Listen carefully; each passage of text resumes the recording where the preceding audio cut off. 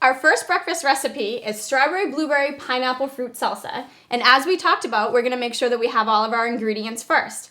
So, 1 each pineapple peeled and cored. Check. Cool fact about pineapple, a pineapple is actually a series of berries that all grew together to make this cool funky fruit. One of our favorites, super sweet, really good in smoothies and all different applications. We're gonna also need 10 strawberries, sliced thin. Got them. Cool. Okay, we need 1/2 pint of blueberries. Check. And we're using fresh. You can also use frozen if you'd like. Just make sure you thaw them because we're gonna make a cool salsa with it anyway, so they don't have to look perfect. And we're gonna have 1 teaspoon of ground cinnamon. Got Check. Okay, we're gonna need 2 tablespoons of agave nectar. All right, so agave nectar is a cool ingredient, might be new to some of you. Agave nectar is basically a syrup that's made from agave cactuses, so pretty cool. A little bit healthier for us than regular table sugar, although it does have some corn syrup in it. It's just a little bit more of a natural product, so we're gonna go with that. And we're also gonna need 1 tablespoon of fresh lime juice. Limes are one of my favorite citrus fruits. Citrus fruits are super healthy for us. They have really 3 major parts, and we'll see that when we cut inside of it. So we have the segments, the juice inside, then the white part, which is the pith, and then we have this nice, cool, bright green or bright yellow if we were using a lemon. That's actually called the zest. If you ever peel an orange and you kind of bend the skin, and you see those little sparks of oil that come out and make your hands smell really yummy, that actually is really, really great for us, and it adds lots of flavor to our dishes. So just a cool little tidbit there about citrus fruits. Also, like I said, super healthy for us. So what we're gonna do is we're gonna combine all of our fruit in a large bowl, and we're gonna get started cutting the pineapple and the strawberries, and we're gonna give you some tips on how to cut these items safely. Okay, so we're gonna start cutting our pineapple. Pineapples have this real tough skin, so what we're gonna do is cut off all the tough skin and then enjoy the delicious fruit inside. I'm holding my knife, again, nice and firm, and keeping my fingertips out of the way. I'm gonna cut this top part off so I have nice flat surfaces to work with. Chef Nicole likes to say we like to avoid the roly-polies, so we're gonna create some nice flat surfaces here.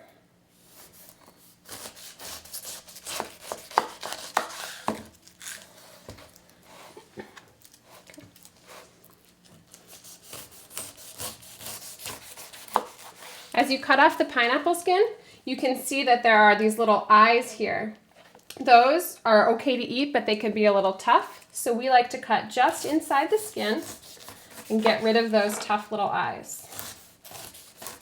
And every couple cuts, Chef Megan will stop cutting and allow me to remove the stuff from the cutting board. We want to make sure that we're creating a safe surface all the time, and all of this peels being in your way, we want to just make sure that we're removing so that we have this nice big surface area so we can cut as safely as possible.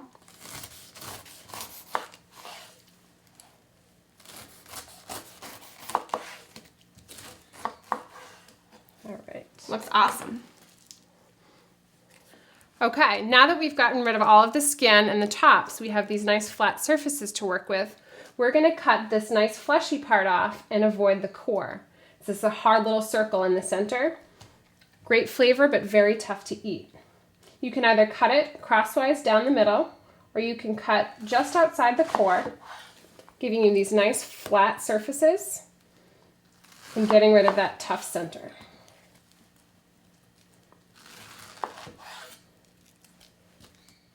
You can see here, as I've got this nice tall, skinny piece of pineapple, I'm going to set it down on its side so it's nice and flat and doesn't tip over while I'm cutting.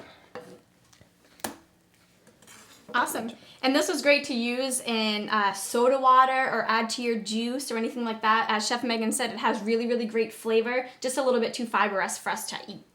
Now that we've removed all of the skin and we've taken the core out, we're going to cut our pineapple into a medium dice.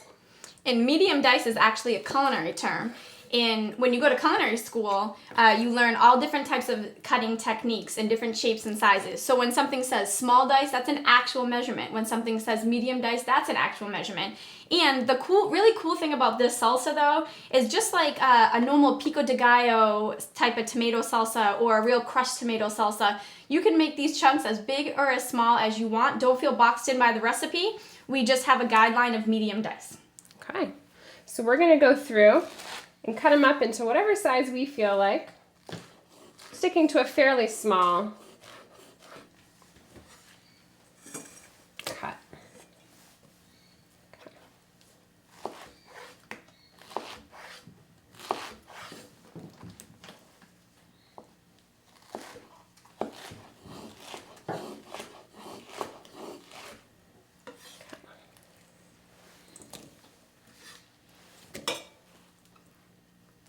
These guys get real slippery as you cut them, so every now and then you might need to wipe your cutting board off.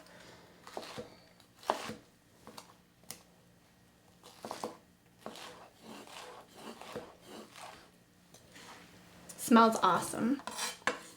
Okay, so we are going to count out 10 strawberries because that's what our recipe calls for. 1, 2, 3, 4, 5, 6, 7, 8, 9, 10. Okay, Chef Megan, thank you. So here's the deal with strawberries. Actually, a fun fact, strawberries are really cool because at least the fruits and veggies that we have discovered yet, right? Because hopefully there's new and exciting things we don't even know about. But strawberries are the only fruit we know as of now that actually bears its seeds on the outside. So cool, interesting culinary fact there. So we're going to go ahead and cut our strawberries. Again, this says to slice the strawberries. You can cut them in chunks or leave them in halves or just quarter them or whatever you're into. We're going to make a little bit more of a chunky salsa, so I'm actually just going to quarter them. But I wanted to touch base about actually cutting the strawberry. As Chef Meg said, I love to call things roly-polies. In the kitchen, we want to avoid roly-polies, and this is what I mean by a roly-poly, right? This doesn't look like the safest thing to cut. So I know many people at home will typically take a strawberry and just remove the top. Well, Chef Nicole doesn't love this because it's a little bit wasteful. There's all this yummy strawberry that we're kind of putting in the trash, so we want to avoid that. What we're actually going to do is take our roly-polies, and it doesn't leave us with a super flat surface. So we want to take our roly-poly here and actually keep our fingers nice and out of the way, but have the knife just cut the strawberry in half. So now we have two really great flat surfaces to work on, much safer cutting environment. And as to not be wasteful, we're just going to trim right around our little strawberry top here and remove this. So this looks a little bit less wasteful than this. So let's try to keep that in mind all the time when we're in the kitchen. Just go ahead and cut your strawberries up. And you can do this with a peeling knife or anything else that's easier for you to handle. If you notice, I cut this one this way, I cut this one this way. Uniformity is not a huge deal in salsa. We're not applying heat to any of this. Again. And I'm going to cut all my roly-polies into flat surfaces.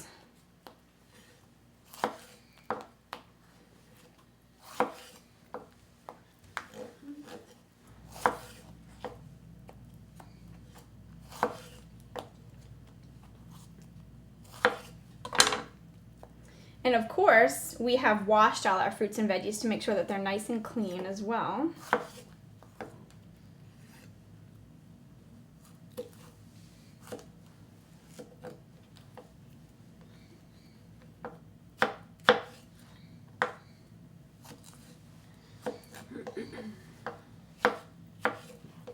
And you'll notice each time I'm cutting, I'm not just leaving these little green pieces all in my way to gather in front of my knife. I'm keeping my cutting surface as clean as possible. And some of these little guys, you can just pull the stems right off with the tip of the knife.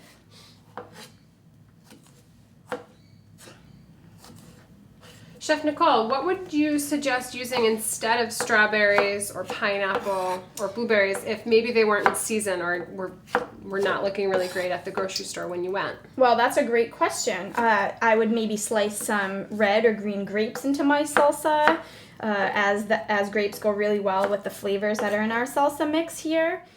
Okay, so now we're ready to move on to the next steps, and we cleaned our cutting board up a little bit and removed our knives so that we're working on a nice safe surface and we don't have to worry about where blades are.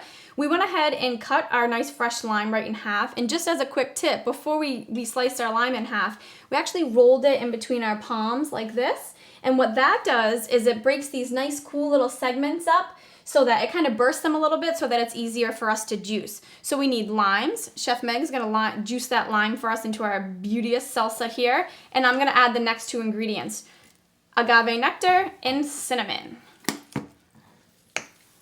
We need 2 tablespoons of agave nectar, And you can actually go ahead and just leave this out. If your fruit's really in season and you think it's going to be sweet enough, you don't need to use this at all. Or if you want to reduce it to 1 tablespoon, that's totally fine as well. You could also use a little bit of honey if maybe you don't have agave syrup. Or sometimes I like to substitute maple syrup for any sweetener.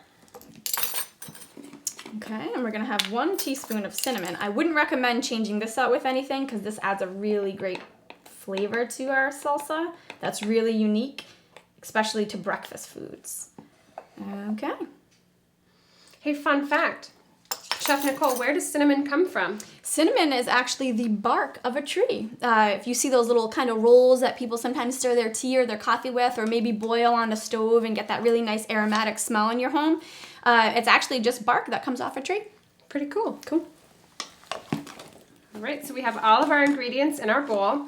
We're going to use a spoon or a rubber spatula to mix everything up. We really want to make sure that we get our cinnamon and that yummy agave nectar all over the fruit that's in the bowl. And so what will happen, all these fruits start to release juices once we cut them up. And the cinnamon actually helps pull some of the moisture out of the fruit. So we just let it sit for a couple hours in the refrigerator or even overnight if you want.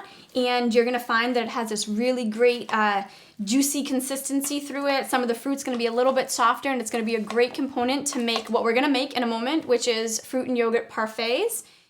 Okay, so let's whip up some delicioso fruit and yogurt parfaits.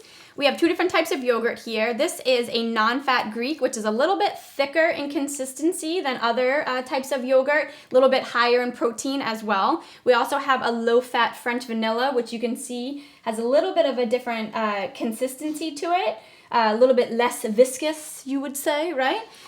Just 2 different flavors. You can have 1 flavor if that's your fave at home, or you can mix up different flavors. But basically, a fruit and yogurt parfait is super easy to make.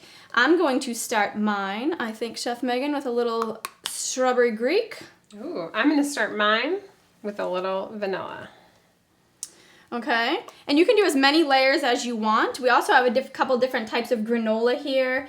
This is actually just a cereal that has some raisins in it, so feel free to use some of your favorite cereals, your healthy favorite cereals, I should add, and make your fruit and yogurt parfait. I'm going to add a little bit of our fruit salsa. Lots of vitamins and minerals and nutrients to start our day on a great foot. Little bit of granola. And this is something really cool you can whip up for your parents with your new acquired chef skills and really impress some people.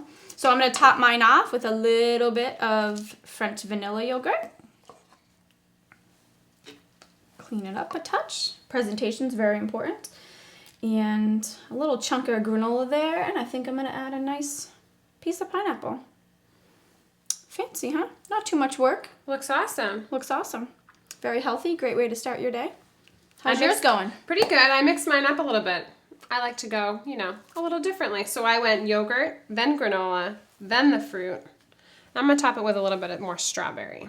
And I've actually seen people take yogurt and use it basically as like the milk instead of a cereal, a little bit of granola and a little bit of fruit, and you can just mix it all together, eat it on the bus, you're on the way to the bus stop, pack it up in a little cooler in your lunch bag. It makes a great lunch as well.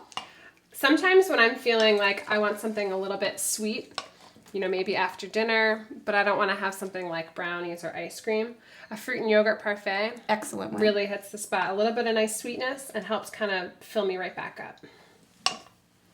Cool. Voila. Love it. Let me know how you're doing. You can always find me at chefnicole.com or on Facebook.